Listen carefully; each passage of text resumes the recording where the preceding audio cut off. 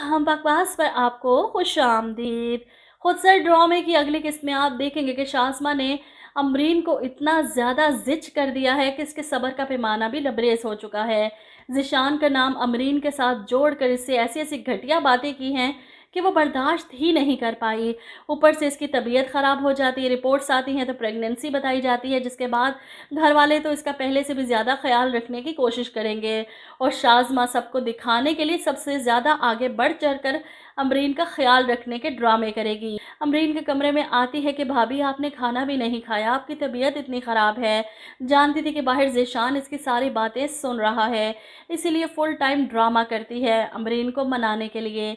आपको मेरी कोई बात बुरी लगी है तो प्लीज़ मुझे माफ़ कर दें। अब अभी तक मुझसे नाराज़ हैं, बदगुमान हैं, लेकिन मेरे दिल में आपके लिए कोई बुराई नहीं। आप अपना दिल भी साफ़ कर ले मेरे से।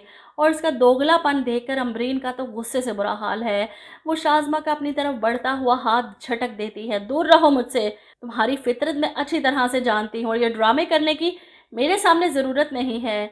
ऐसे में ज़ीशान तो अमरीन भाभी की बातें सुनकर ही गुस्से से वहाँ से चला जाता है, लेकिन शाज़मा आगे बढ़कर अमरीन के करीब आकर फिर से डराती धमकाती है। इतना नुकसान किया है आपने मेरा और मैंने तो कुछ भी नहीं किया, लेकिन लगता है अब मौका मिला है अपना हिसाब पूरा करने का, जो मैं करके रहूँगी। इसका इशारा के आने वाले बच्चे की तरफ था, जिसे सुनकर तो अमरीन कांप जाती है। वो रोते हुए अफ़ान को फ़ोन करती है, मैं इस शाज़मा के साथ इस घर में नहीं रह सकती, मुझसे इसका वजूद बर्दाश्त नहीं होता। अफ़ान, नफ़रत होने लगी है मुझे उससे।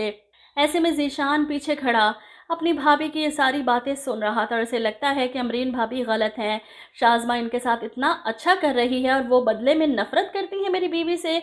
वो खुद ब खुद अपनी भाभी की बातों की वजह से पीछे हट जाता है, बल्कि अपनी बीवी को सराहता है। इतना सब कुछ होने के बावजूद भी तुम जिस तरह भाभी की केयर कर रही हो, I am really impressed. Shazma भी इस तब्दीली को देखकर खुश है और वहीं ज़ीशान को एक बार फिर से अपनी मुट्ठी में करके शाज़मा अपनी जीत का जश्न मना रही है।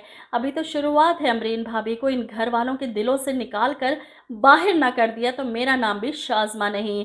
अगले दिन किचन में जाती अपने हाथ से अमरीन भाभी के लिए दलिया बनाती है और फिर वहीं पर खड़ी खड़ी चम्मच हाथ में पकड़े भाभी को खिलाने की कोशिश करती है। देखे तो सही, खाकर अमरीन को पता है कि शाज़मा इसकी कभी सगी नहीं, इसके बच्चे को नुकसान पहुंचाने के लिए कहीं इसमें कुछ मिलाया ना हो। वो मना करती है, नहीं खाना मुझे, छोड़ो मुझे, पीछे हटो। लेकिन शाज़मा ज़बरदस्ती तमाशा क्रिएट करती है, भाभी प्लीज़ एक चम्मच तो खा के देखें।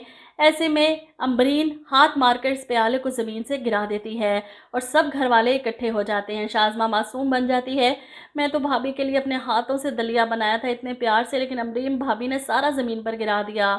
ऐसे में अमरीन कहती है, इसने मुझे धमकी दी थी कि ये मुझे और मेरे बच्चे को नुकसान पहुंचाएगी, इसने ज़रूर इसमें कुछ मिलाया है, मुझे खिला रही थी ज़बरदस्ती। यहाँ पर ज़ीशान इन्हें चुप करवा देता है, बस हो गया भाभी, बहुत हो गया।